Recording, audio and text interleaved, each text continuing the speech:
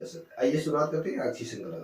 दोस्तों, अगर मैं क्वेश्चन रखूं आप लोगों के समक्ष, यदि तो वो पहला जो प्रश्न होगा वो होगा आपका रक्षा सूत्र आंदोलन कब और किसने चलाया। मैं बात कर रहा हूं रक्षा सूत्र की बात कर रहा हूं। रक्षा सूत्र आंदोलन, ये जो रक्षा सूत्र आंदोलन है कब और किसने चलाया, किस वर्ष ये इसका प्रारंभ हुआ रक्षा सूत्र का, तो ये आपको बताना है। और ये किस जनपद से इसका प्रारंभ हुआ। अगर हम बात करें रक्षा सूत्र की तो ये टिहरी से इसका क्या हुआ, प्रारंभ हुआ था, टिहरी जनपद से। अगर किस वर्ष हुआ था पूछा जाता है तो ये 1914 में सुरेश भाई करके ये नाम है इनका, इनके द्वारा रक्षा सूत्र आंदोलन का क्या गया प्रतिपादन ये यहाँ पर ये किया गया। ठीक है, बहुत ज्यादा महत्वपूर्ण प्रश्न है ये, आपके एग्जाम के मद्देनजर ये पूछा जा सकता है। अब देखिए जो कुली वगैरह आंदोलन हुआ था, देखिए जो कुली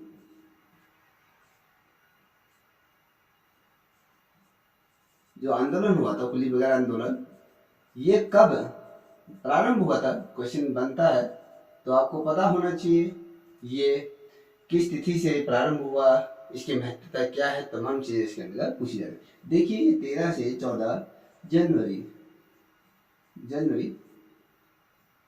1921 से ये क्या हुआ, प्रारंभ हुआ था। ठीक है, यहाँ से ये प्रारंभ हुआ था। और कुली बगैर आंदोलन अगर बात करें तो ये किस जनपद के अंतर्गत ये कुली बगैर आंदोलन तमाम चीजें हुई थी, ये घटनाक्रम घटा था। तो दोस्तों ये आपका इसी के अंतर्गत बागेश्वर, ये बागेश्वर से क्या है, ये घटना संबंधित है। कुली बगैर आंदोलन आपके घटना जो है बागेश्वर से संबंधित।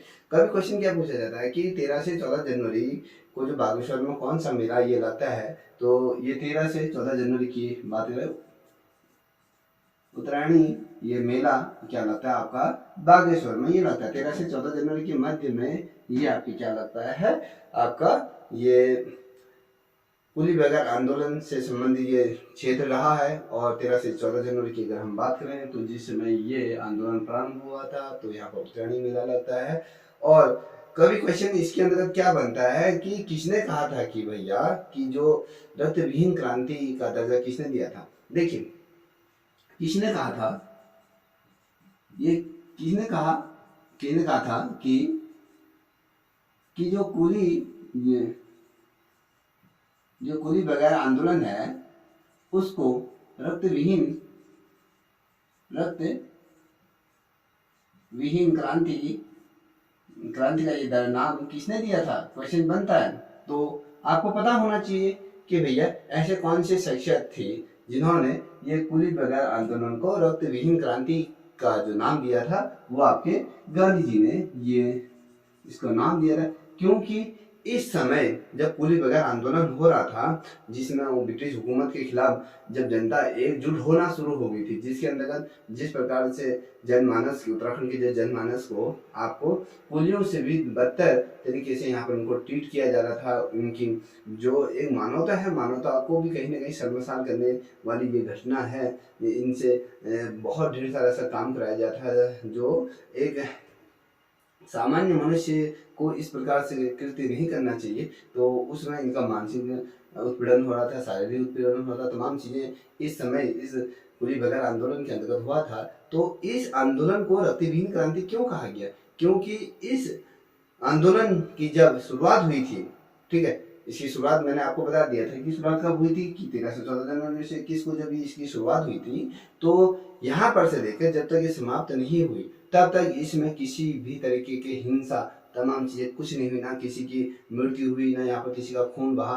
तो इसका तात्पर्य ये है कि जब गांधी जी को ये पता चला कि ये कुली बगैर आंदोलन ये बिना रक्त विहीन ये क्रांति हुई, तो इसको जो नाम दिया गया था वो रक्त विहीन क्रांति के रूप में गांधी जी ने इनको ये दर्जा दे दिया था। ठीक है, अब क्वेश्चन क्या बनता है, कभी इस प्रकार से भी क्वेश्चन बन सकता है, किसे गढ़वाल का बारदोली कहा जाता है, आपको ये पता होना चाहिए।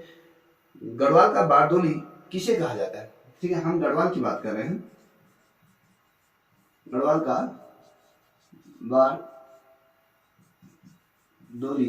किसे किसे कहा जाता है आपको पता होना चाहिए, बहुत ज्यादा महत्वपूर्ण प्रश्न है। तो गुजर नाम है एक, गुजर को क्या कहा जाता है, आपके गढ़वाल का बारदोली इसे कहा जाता है। ये भी बहुत महत्वपूर्ण है, आए एग्जाम में पूछा जा सकता है। और कुमाऊं का बारदोली कहा जाता है, अगर क्वेश्चन बनता है तो ये किस क्षेत्र को कहा जाता है। देखिए अब हम गढ़वाल की जगह अगर हम कुमाऊं के, कुमाऊं का बारदोली किसे कहा जाता है, किस जनपद को कहा जाता है, तो ये जो जनपद, जो ये जनपद है आपके अल्मोड़ा और सल्ट क्षेत्र, ये विकासखंड सल्ट क्षेत्र के क्या कहा जाता है, कुमाऊं का बारदोली ये कहा जाता है। ठीक है, अब ये कब हुई थी ये घटना, तो कभी क्वेश्चन ये भी बनता है। तो ये जो घटनाक्रम घटा था 5 सितंबर 1942 को ये घटना घटी थी। तो इस प्रकार से क्वेश्चन बनते हैं, बहुत ज्यादा महत्वपूर्ण ये चीजें होती हैं। अब कभी क्वेश्चन क्या बनेगा आपके आंदोलन से संबंधित है। देखिए एक क्वेश्चन मैं बताऊं आपको, बीज बचाओ आंदोलन की बात करूंगा, ये क्या है, ये इसकी किसने इस बीज बचाओ आंदोलन का शुरुआत किया था। देखिए आपको एक शख्सियत का नाम अगर याद आ रहा होगा, विजय रतोड़ी करके, विजय,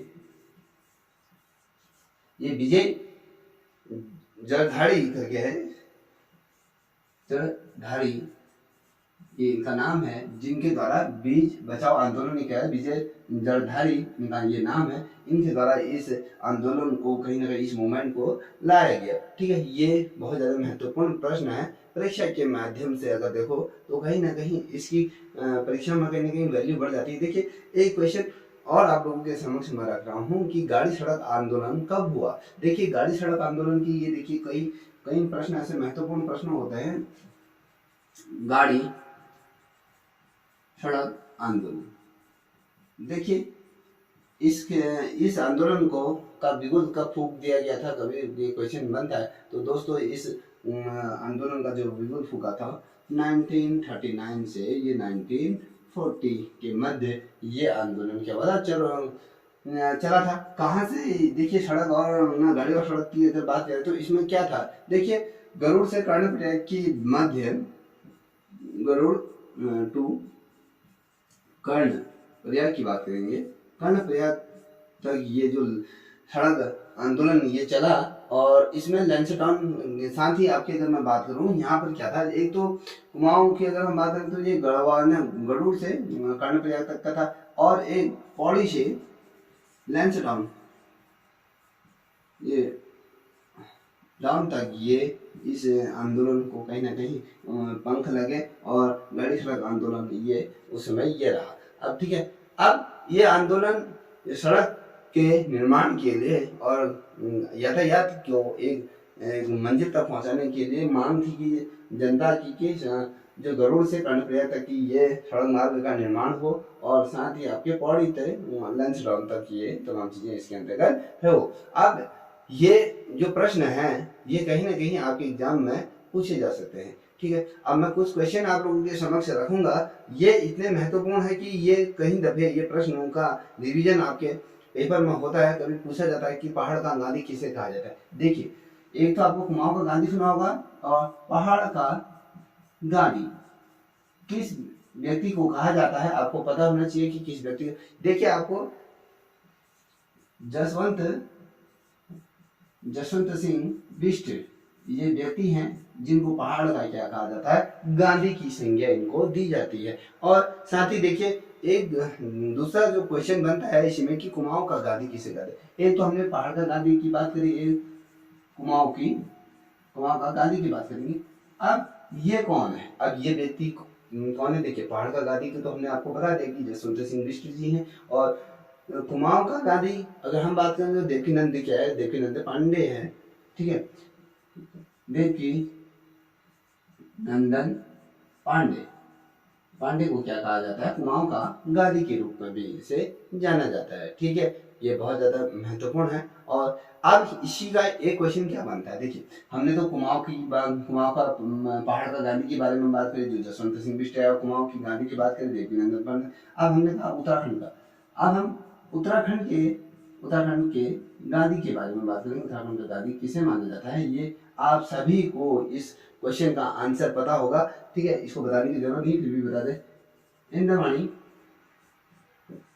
बडोनी जी को ये क्या माना जाता है, पहाड़ न उत्तराखंड का गांधी के रूप में इन्हें जाना जाता है। अब क्वेश्चन कभी क्या बनता है कि भैया आपके जो गर्भ भंजक किसे, ये जो नाम दिया गया गर्भ भंजक नाम से किसे जाना जाता है, ये आपको पता होना चाहिए कि इस गंधक नाम से किसे जाना जाता है भंजक करके। ये आपको अगर याद आएगा, ये व्यक्ति हैं आपके माधव सिंह भंडारी, माधव सिंह भंडारी जी को जो क्या जाना है, गर्भ भंजक नाम से इनको जाना जाता है। कभी क्वेश्चन बनता है तो आपको पता होना चाहिए कि वो गर्भ भंजक जो व्यक्ति को जो जाना जाता है आपके माधव सिंह भंडारी, वो व्यक्ति हैं जिनको इस नाम से जाना जाता है, ठीक है। ये इसलिए भी महत्वपूर्ण है क्योंकि एग्जाम में पूछा जा सकता है, ठीक है।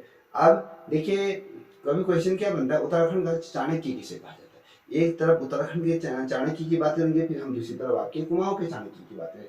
अब उत्तराखंड का चाणक्य आपको अगर पता होगा, पुरिया करके आपका एक नाम आता है, पुरिया नैथानी, नैथानी करके ये नाम है, इनको क्या कहा जाता है, उत्तराखंड का चाणक्य ने कहा जाता है। अगर हम बात करें उत्तराखंड के चाणक्य की बात तो हमने करी थी, साथ ही आपके उत्तर कुमाऊं के चाणक्य की अगर बात करें तो इसे कौन कहा जाता है। अब देखिए कुमाऊं का ये चाणक्य की बात करें, ठीक है, ये आपको ये पता होना चाहिए। चाणक्य की बात करें तो कौन है दोस्तों, अगर थोड़ा सा आपने उत्तराखंड के प्रमुख व्यक्ति अगर पढ़े होंगे तो कहीं ना कहीं इस क्वेश्चन का आंसर आप बेझिझक इस क्वेश्चन को दे दोगे। देखिए अगर बात करें इसका जो सही आंसर है आपका हर्षदेव जोशी। अब आप ये कौन है, कुमाऊं का चाणक्य हर्षदेव जोशी। यदि आपने गोरखा शासन यदि पढ़ा होगा कि किस प्रकार से गोरखाओं का आगमन आपके उत्तराखंड में हुआ, आपके कुमाऊं क्षेत्र में हुआ, और जो हर्षदेव जोशी हैं इनकी भूमिका क्या रही गोरखाओं के प्रति, और उनके प्रति किस प्रकार की इनकी, अगर हम बात करें कि गोरखाओं को कहीं ना कहीं आमंत्रण देने का जो कार्य किया आपके हर्षदेव जोशी ने किया। यदि गोरखाओं को जो गोपनीय जानकारी यदि ये नहीं देते तो शायद गोरखाओं का उत्तराखंड के अंतर्गत कुमाऊं क्षेत्र गढ़वाल क्षेत्र में कहीं ना कहीं आधिपत्य नहीं हो पाता। तो कहीं ना कहीं इन्होंने जो कहते हैं ना, जिस समय रावण की लंका का पतन का कारण कौन बना, विभीषण बना। तो उत्तराखंड में जो गोरखाओं का अगर उत्तराखंड का पतन का कारण बताया ये कुमाऊं का पतन की अगर हम बात करें तो उसमें उनकी जो भूमिका रही शारीरिक रूप से हर्षदेव जोशी जी ये रहे जिन्होंने कुमाऊं का कहीं ना कहीं पतन किया।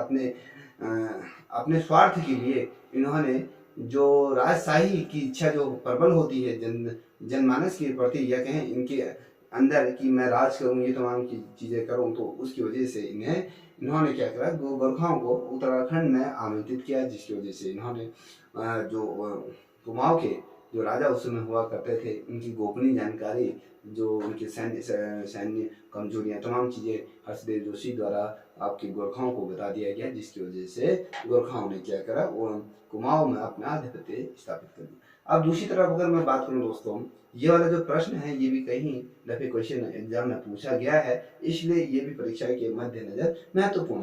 कभी पूछा जाता है कि गढ़ केसरी किसे कहा जाता है, आपको सभी को पता होगा कि गढ़ केसरी किसे कहा जाता है। देखिए गढ़ केसरी की अगर हम बात करें तो ये आपके अनुसुईया प्रसाद बहुगुणा जी को क्या कहा जाता है, गढ़ केसरी के रूप में इन्हें जाना जाता है। और अगर हम बात करें कुमाऊं केसरी की बात करें तो कुमाऊं केसरी को आपको पता ना, मुंह जबानी आपको इन शख्सियतों के नाम याद होना चाहिए कि कुर्बानचंद केसरी के नाम से किसे जाना जाता है, गढ़ केसरी के नाम से किसे जाना जाता है। अगर कुर्बानचंद गढ़ केसरी की बात करें तो ये बद्रीदत्त पांडे जी को कहा जाता है। और गिरदा, अगर एक नाम आपने सुना होगा बहुत, ये गिरदा, ये शख्सियत कौन है, अगर इसकी बात करें तो गिरदा कौन है, किसे इनको जाना जाता है, तो देखिए गिरीश तिवारी को गिरदा कहा जाता है। गिरीश तिवारी। अब इनका कार्य क्षेत्र क्या है? साहित्य। उत्तराखंड के एक जो क्या अगर हम कहें साहित्य सम्राट या कहें विचारक, जिन्होंने उत्तराखंड के लिए ऐसे बहुत सी कविताओं का वर्णन करा, साथ ही आपके उनके साहित्य क्षेत्र में उन्होंने अपनी अग्रणी भूमिका दी। अगर हम बात करें तो ये आपके कुमाऊं क्षेत्र के जाने माने ये क्या है? साहित्यकार, कवि और लेखक। ये कहा अगर इनका द्वारा एक जो फेमस जो एक पंक्ति है या कहें कविता की, तो जिन्होंने कहा कि ये उसमें है कि उत्तराखंड उत्तराखंड मेरी मातृभूमि, मातृभूमि मेरी कर्म भूमि, भूमि तेरी जय जयकारा मेरे हिमालय। जो ये गाना जो रचा है ये आपके गिरीश तिवारी, जिसे गिरधा कहते हैं, इनकी बहुत खूबसूरत ये पंक्तियां हैं जिसमें आपके उत्तराखंड के तमाम चीज़ों का वर्णन किया है।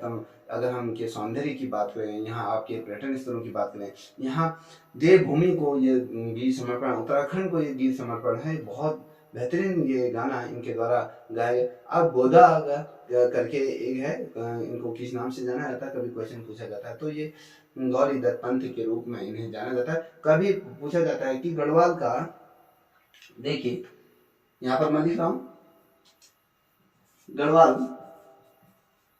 का प्रेमचंद, प्रेमचंद किसे कहा जाता है, किसे कहा गया है, ये आपको बताना भैया। गढ़वाल का प्रेमचंद की बात करेंगे, ठीक है। और फिर ये इसलिए महत्वपूर्ण है क्योंकि कहीं ना कहीं ये वाले जो क्वेश्चन मैं आप लोगों के समक्ष रख रहा हूँ, इनकी महत्वता बहुत ज्यादा है। देखिए विद्यासागर नौटियाल, देखिए विद्यासागर नौटियाल जी को क्या कहा जाता है? आपके गढ़वाल का प्रेमचंद की संज्ञा इन्हें दी गई है। अगर हम बात करें, साथ ही जो महत्वपूर्ण प्रश्न है कि गढ़वाल का जो चंदन किसे कहा जाता है, गढ़वाल का चंदन किसे कहा जाता है, तो आपको पता होना चाहिए कि यहाँ पर लिख देता हूं मैं, गढ़वाल का चंदन किसे कहा जाता है। देखिए ये हेमंती बहुगुणा जी को ये क्या कहा जाता है? गढ़वाल का चंदन जिसे कहा जाता है। हेमंती नंदन बहुगुणा को क्या कहा जाता है? गढ़वाल का चंदन कहा जाता है। अब गढ़वाल का राणा प्रताप किसे कहा जाता है, ये क्वेश्चन बनता है, तो आपको कफू चौहान इनका नाम है, इनको कहा जाता है। गढ़वाल का क्या कहा जाता है? आपका राणा प्रताप की संज्ञा इन्हें दी गई है। क्वेश्चन क्या बनेगा कि गढ़वाल का महर्षि किसे कहता है? गढ़वाल का महर्षि के नाम से कौन व्यक्ति ये फेमस है, इसको किसको नाम दिया जाता है? अगर आपको याद होगा तो इन्होंने अपने कार्य क्षेत्र में बहुत अधिक,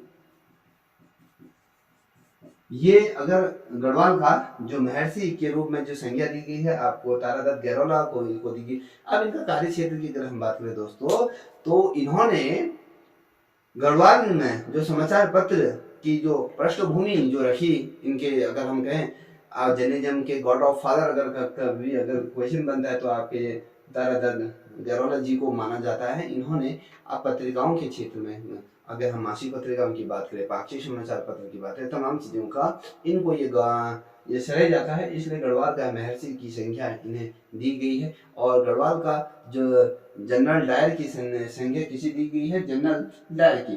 देखिए यहाँ पर आगे गढ़वाल के ये जनरल डायर की संख्या किसे दी गई है? किसे दी गई है संज्ञा? संज्ञा किसे दी गई आपको पता होना चाहिए। गढ़वाल के डायर की जो संज्ञा दी गई है किसे माना जाता है? तो ये आपको याद होना चाहिए, चक्रधर जुयाल है, ठीक है, इनको दी गई है। चक्रधर जुयाल को क्या दी गई है? गढ़वाल का डायर के जनरल डायर की संज्ञा इन्हें दी गई है, इनको माना जाता है। और देखिए यही जो प्रश्न है ये इतने महत्वपूर्ण है, आपके परीक्षा में नित्यांत रूप में आएंगे। आप पलेठी, देखिए एक प्रश्न बनता है, पलेठी।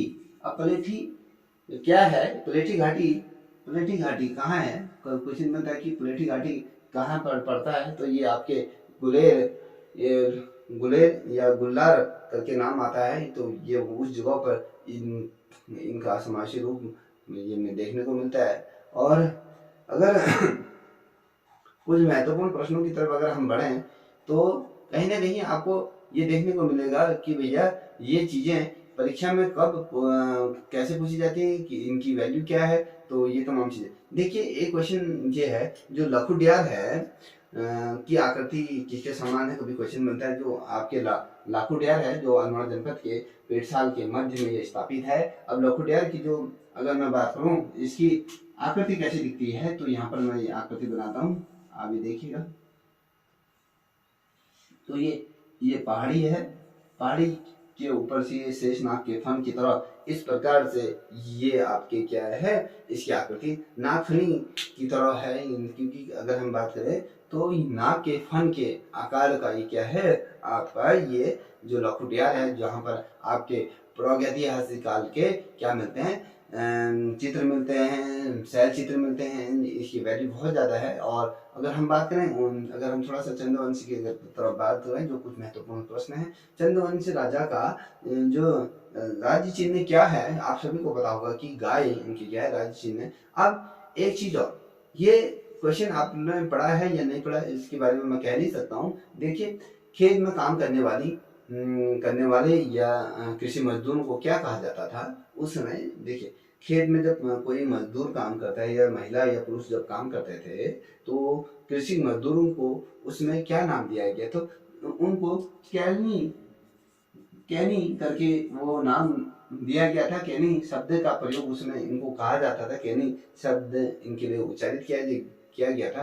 कोई क्वेश्चन क्या बनता है कभी कि उत्तराखंड में जो जल विद्युत निगम की जो स्थापना हुई थी कब हुई थी। देखिए उत्तराखंड में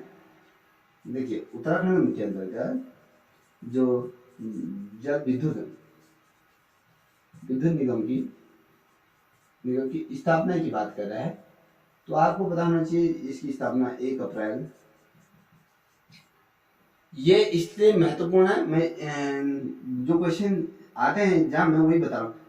1 अप्रैल 2001 को किया हुई थी उत्तराखंड में जल विद्युत विभाग की यहाँ पे स्थापना। अगर कभी क्वेश्चन क्या बनता है कि उत्तराखंड में जो ऊर्जा का सबसे बड़ा स्रोत किसे माना जाता है, ठीक है, ऊर्जा का सबसे बड़ा स्रोत अगर किसे माना जाता है तो जल विद्युत परियोजनाओं को क्या माना जाता है, उत्तराखंड का ऊर्जा का स्रोत के रूप में माना जाता है। बहुत से बच्चे सुनेंगे कि भैया ऊर्जा का जो स्रोत है आपके सूर्य होगा, बिल्कुल भी नहीं। उत्तराखंड में अगर हम बात करें कि ऊर्जा का स्रोत के तौर पर हमने जल विद्युत को क्यों रखा है, आपको पता होगा कि उत्तराखंड आपके नदियों का या कहीं छोटे छोटे तालाबों का या क्या है नदी समूह का बहुत बड़ा यहाँ पर जलमंडल आपके कहें यहाँ पर विख्यात है। तो इस जल का संरक्षण करने के पश्चात डैम के माध्यम से अलग अलग जगहों से यहाँ पर बिजली का उत्पादन किया जाता है, जिससे कि राज्य की राष्ट्रीय आय में कहीं ना कहीं इसमें बढ़ोतरी होती है। तो ये काम आपके जल विद्युत परियोजनाओं के माध्यम से किया जाता है। और कामदेव पहाड़ी कहाँ पर स्थित है, क्वेश्चन कभी बनता है कि कामदेव पहाड़ी कहाँ पर स्थित है। देखिए कामदेव पहाड़ी किस स्थान पर है ये पूछा जा सकता है। तो आपको पता होना चाहिए कि ये जो स्थित है आपके, देखिए ये किस जनपद में है, तो ये चंपावत के अंतर्गत ये स्थित है कामदेव पहाड़ी। ये आपके कहाँ है, चंपावत में स्थित है। क्वेश्चन क्या बनता है कि भैया किस वर्ष से भलारी गांव में चमोली का जो समाधान था जहाँ पर शवों को दफनाया जाता था उसकी खोज हुई थी। चमोली में भलारी गांव है जहाँ पर आपके प्रागैतिहासिक काल के तमाम चीजें प्राप्त हुई थी। यहाँ पर आपके अगर हम बात करें तो यहाँ पर समाधान की खोज हुई थी, किस वर्ष हुई थी, तो आपको पता होना चाहिए। ये 1965 में इसकी क्या हुई थी, खोज हुई थी इस गांव की, जहाँ पर आपके समाधान मिले थे। और इसके खोजकर्ता कौन थे, कभी क्वेश्चन बनता है तो आपके डॉक्टर शिव प्रसाद डबराल को माना जाता है। इनके द्वारा इस गांव की क्या गई थी, समाधान की खोज की गई थी। और उत्तराखंड की अगर हम बात करें,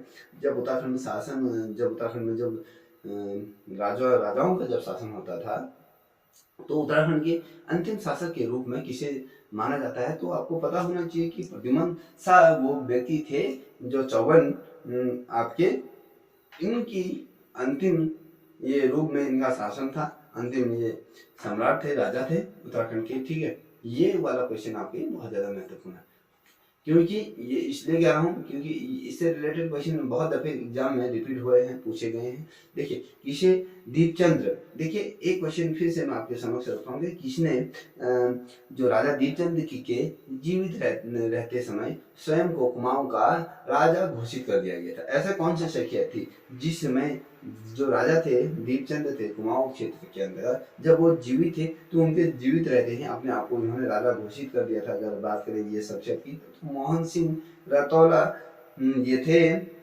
इन्होंने क्या कर दिया था मोहन जी ने, जब कुमाऊं में जो राजा था वर्तमान समय में, उस समय उनको राजा न मानते हुए स्वयं को मोहनचंद रतौला ने क्या करे, इन्होंने अपने आप को क्या करे राजा का ये दर्जा दे दिया, अपने आप को राजा मान बैठे। ठीक है, अब कुछ जो क्वेश्चन आप लोगों के समक्ष में रखूंगा वो भी अत्यंत महत्वपूर्ण है। देखिए आपको एक क्वेश्चन में आपको रखूं आपके सामने तो ये भी इतना ज्यादा महत्वपूर्ण है, इसके आने की संभावना बहुत अधिक है। देखिए बागेश्वर को गोल्डन वैली के नाम किसने दिया? देखिए जो बागेश्वर है जनपद है उसको गोल्डन वैली जो नाम दिया था एड किस्टन ने ये नाम दिया था। ठीक है, एड किस्टन ने ये नाम आपके क्या दिया था? बागेश्वर का गोल्डन वैली के रूप में इसको दिया। सोने की घाटी की संख्या आपके ये दिया गई थी। और किस व्यक्ति के नाम के आगे पंडित लगा कभी क्वेश्चन बनता है तो वो आपको नैन सिंह रावत को के नाम के आगे क्या लगा? पंडित शब्द ये लगा। और हर्षदेव औली के गांव का नाम क्या है? क्वेश्चन बनता है तो खेती खान इनका गांव का नाम है। देखिए खेती हर्षदेव औली के गांव का नाम की बात करें ना तो ये क्या है? खेती खान नाम से क्या जाता है, इन्हें जाना जाता है इनके गांव को। ठीक है, ये महत्वपूर्ण प्रश्न है। और साथ ही अगर मैं बात करूं कि भैया कि उत्तराखंड के अंतर्गत कौन कौन सी चीजें ऐसी रही जो आपके प्रतियोगिता परीक्षाओं में वो प्रश्नों का जो क्रम था निरंतर बना रहा, तो ये अगर एक क्वेश्चन में रखूं तो एक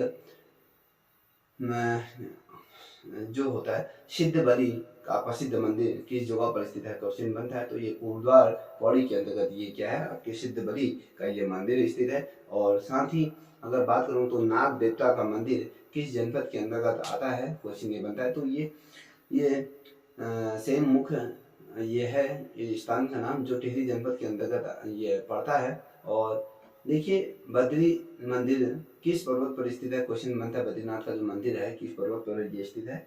तो आपको पता होना चाहिए नारायण पर्वत पर ये क्या है स्थित है। और जो बद्री ध्यान का जो मंदिर है, जो बद्री ध्यान बद्री का जो मंदिर है वो कहाँ स्थित है? ये दुर्गम क्षेत्र में ये मंदिर पड़ता है। अगर जनपद की बात करें तो ये आपके चमोली जनपद के अंतर्गत ये आता है। अब कटारमल के समीप कौन सा मंदिर स्थित है? कभी क्वेश्चन बनता है तो आपके कटारमल के मध्य में जो स्थित है जो सूर्य मंदिर ये स्थित है। ठीक है, और शीतकाल में जब गंगा की डोली, देखिए शीतकाल में जब गंगा की डोली किस गांव में लाई जाती है? क्वेश्चन बनता है तो ये मुख गांव है, एक स्थान है वहां पर इसकी ये डोली लाई जाती है। और मैंने आपसे क्वेश्चन पहले भी ये किया था कि जो पांडेश्वर में जो भगवान जो बद्र विशाल का कौन सा रूप यहाँ पर विराजमान है, कौन से? तो यहाँ पर जो पांडेश्वर के अंतर्गत जो भगवान बद्री का जो कौन सा अंग यहाँ पर विराजमान है? तो क्वेश्चन बनेगा तो यहाँ पर योगदान मुद्रा में ये स्थित है। और पंचबद्री से संबंधित क्वेश्चन बनता है कि उत्तराखंड के प्रमुख प्रसिद्ध चित्रकार कौन किसे माना जाता है? तो वो मौलाराम को माना जाता है। और मौलाराम का संग्रहालय कहाँ स्थित है? कभी क्वेश्चन बनता है तो आपको पता होना चाहिए ये आपका कहाँ है? ये श्रीनगर पौड़ी के अंतर्गत इसे स्थापित किया गया है। और जलवाला राम और शिवराम किसके पुत्र थे? कभी क्वेश्चन बनता है तो ये मौलाराम के पुत्र थे। और अगर क्वेश्चन बनता है कि वर्तमान समय में उत्तराखंड के पुलिस वाहन या कहें जो डीजीपी हैं वो कौन है? आपके जो वर्तमान में उत्तराखंड के डीजीपी किसे माना जाता है, कौन है? तो अशोक कुमार हैं। और उत्तराखंड के प्रथम महिला डीजीपी की अगर बात करें, पुलिस महानिदेशक की अगर बात करें, तो ये कंचन चौधरी भट्टाचार्य को माना जाता है। उत्तराखंड में जो कुल पटवारी क्षेत्रों की अगर हम संख्या की बात करें, तो ये 1225 ऐसे पटवारी क्षेत्र उत्तराखंड के अंतर्गत हैं। और देखिए, यदि जो बच्चा पुलिस की तैयारी कर रहा है, तो उसको ये पता होना चाहिए कि उत्तराखंड में कुल पुलिस स्टेशनों की संख्या कितनी है। तो पुलिस स्टेशनों की अगर बात करें, तो इनकी संख्या की अगर बात करें तो 125, ये क्या है आपके सॉरी ये 157 टोटल क्या है आपके पुलिस स्टेशन है। और यहाँ पर 1225 क्या है आपके पटवारी क्षेत्र ये हैं, आपके पटवारी चौकियां, कहने का मतलब है कि ये स्थापित ये है। कभी क्वेश्चन क्या बनता है कि उत्तराखंड की क्रांति दल के जो संस्थापक किसे माना जाता है, अध्यक्ष किसे माना जाता है, तो देवकी दत्त पंत को क्या माना जाता है कि स्थापना अध्यक्ष के रूप में इनको नॉमिनेट किया गया था। और इसकी स्थापना किस स्थान पर हुई थी, क्वेश्चन बनता है, तो ये मसूरी के अंतर्गत हुई थी। 25 जुलाई 1979 को इसकी क्या हुई थी, इसकी स्थापना ये की गई थी। ये प्रश्न जो मैं आपको बता रहा हूँ, ये बहुत ज़्यादा महत्वपूर्ण ये श्रृंखला है। कभी क्वेश्चन क्या बनता है कि भैया कि उपनाम और स्थान की अगर बात करें, ग्रीन सिटी किसे कहा जाता है, तो ग्रीन सिटी के रूप में जो स्थान प्रसिद्ध है वो आपके देहरादून को माना जाता है। पर्यटन नगरी किसे कहा जाता है, तो ये पर्यटन नगरी के रूप में आपको अगर स्मरण आ रहा हो, तो रानीखेत को कहा जाता है। और उत्तरकाशी को विमांडेश्वर भी उत्तर का काशी किसे कहा जाता है, सॉरी उत्तर का काशी किसे कहा जाता है, तो आपके विमांडेश्वर को कहा जाता है। और विमांडेश्वर किस जनपद के अंतर्गत आता है, क्वेश्चन ये बनेगा, तो आपकी अल्मोड़ा जनपद के दोरहाट ब्लॉक से 10 किलोमीटर की दूरी पर विमांडेश्वर गांव स्थित है। तो इसे क्या कहा जाता है, उत्तर का काशी के रूप में इसे जाना जाता है। और उत्तर का वाराणसी किसे कहा जाता है, उत्तर पूर्व की अगर हम बात करें, तो उत्तर दिशा में जो स्थित है आपके बागेश्वर को, बागनाथ मंदिर को ये उत्तर का काशी कहा जाता है। और भारत के रिजर्वलैंड की अगर हम बात करें, जो रिजर्वलैंड की जो संज्ञा किसे दी गई है, तो आपको पता होना चाहिए कौसानी को दी गई है। और कुमाऊं का रिजर्वलैंड, जो स्विट्जरलैंड की बात करें, तो न्यूजीलैंड या स्विट्जरलैंड एक की जो बात करें, तो ये आपको क्वेश्चन को मिनी न्यूजीलैंड किसे कहा गया है, अगर कभी क्वेश्चन बनता है। हर्सिल को ये कहा गया है। गढ़वाल का न्यूजीलैंड किसे कहा है, चोपता ये स्थान है, एक पर्यटन स्थान है, इसको कहा जाता है। और क्या कहा जाता है कि भैया गढ़वाल का न्यूजीलैंड चोपता कहा जाता है। मिनी कश्मीर आपको पता है पिथौरागढ़ को कहा जाता है। जिम कॉर्बेट का प्रवेश द्वार किसे कहा जाता है, ढिकाला को कहा जाता है। ढिकाला एक ऐसा क्षेत्र है जहाँ पर ये क्या है, जिम कॉर्बेट का प्रवेश द्वार को कहा जाता है। और हिमालय की द्वारिका अगर कहा जाता है, किस क्षेत्र को कहा जाता है, तो ये दोराहाट अल्मोड़ा को क्या कहा जाता है, आपके हिमालय की द्वारिका के संज्ञा के रूप में इसे वर्णित किया गया। अगर हम बात करें मानस खंड है, तो उसको आपको पता है कुमाऊं क्षेत्र, केदारखंड गढ़वाल क्षेत्र को कहा जाता है। और देखिए, जो गंगोत्री यमुनोत्री का अगर प्रवेश द्वार की बात करें किस स्थान पर ये है, तो आपको पता होना चाहिए कि ये मसूरी को कहा जाता है ये प्रवेश द्वार। और उत्तराखंड का द्वार किसे कहा जाता है, तो हरिद्वार को कहा जाता है। अगढ़वाल का द्वार किसे कहा जाता है, कोटद्वार का। और साथ ही अगर हम कुमाऊं की अगर बात करें, तो कुमाऊं का अगर प्रवेश द्वार की अगर हम बात करें, तो आपको काठगोदाम कहा जाता है। और टेहरी का प्रवेश द्वार की अगर बात करें, मुनि की रेती ये स्थान है, इसको कहा जाता है। और मूर्तियों का भंडार कहा जाता है, इलाका मंडल देहरादून के अंदर ये स्थित है, जहाँ पर बहुत ढेर सारे प्राचीन या के प्रागैतिहासिक काल की ये मूर्तियाँ या कहें या अशोक कालीन यहाँ पर तमाम शिलालेख प्राप्त हुए हैं। और संत नगरी के रूप में जो कहा जाना जाता है, वो आपके ऋषिकेश को जाना जाता है ना, ऋषिकेश को जाना जाता है। और शिव भूमि अगर हम सैनिक भूमि की अगर बात करें, तो ये आपके देहरादून को वन नगर के रूप में कौन विख्यात है, क्वेश्चन बनता है, तो आपको पता होना चाहिए कि ये देहरादून। बाल मिठाई का घर आपके अल्मोड़ा को कहा जाता है। ताम्र नगरी भी आपके अल्मोड़ा को कहा जाता है। और ज्योति मठ के रूप में अगर जो जाना जाता है, आपके जोशी मठ को जाना जाता है। झीलों की नगरी या फिर सरोवर नगरी के रूप में, ये सभी आपको पता है। नैनीताल ऋषि सरोवर किसे कहा जाता है, नैनीताल को कहा जाता है। सुदूर क्षेत्र की अगर हम संज्ञा की बात करें, तो पिथौरागढ़ है। अगर मंदिरों की नगरी की अगर हम बात करें, तो आपके दोराहाट क्षेत्र को कहा जाता है। मंदिरों का समूह जहाँ सबसे ज्यादा मंदिर समूह है, तो आपके जागेश्वर है। लीची नगर के रूप में कौन प्रसिद्ध क्षेत्र है, तो ये आपके देहरादून क्षेत्र है। और साथ ही आप कुंभ काली ये स्थान अगर हम बात करें तो ये चंपावत के अंतर्गत है। केदार जी का जो मंदिर है उसको किस नाम से, थल केदार, जो पिथौरागढ़ क्षेत्र के अंतर्गत आता है, ये है वो। और ये तमाम चीज़ें हैं, ये आपकी परीक्षा के मद्देनजर बहुत ज़्यादा महत्वपूर्ण। इस श्रृंखला को अवश्य देखिए। यदि आप लोगों को ये श्रृंखला पसंद आए तो प्लीज़ इस चैनल को भी लाइक शेयर सब्सक्राइब करें, साथ ही अपने दोस्तों को भी साझा करें। तब तक के लिए इतना ही। जय हिंद, जय भारत, जय उत्तराखंड।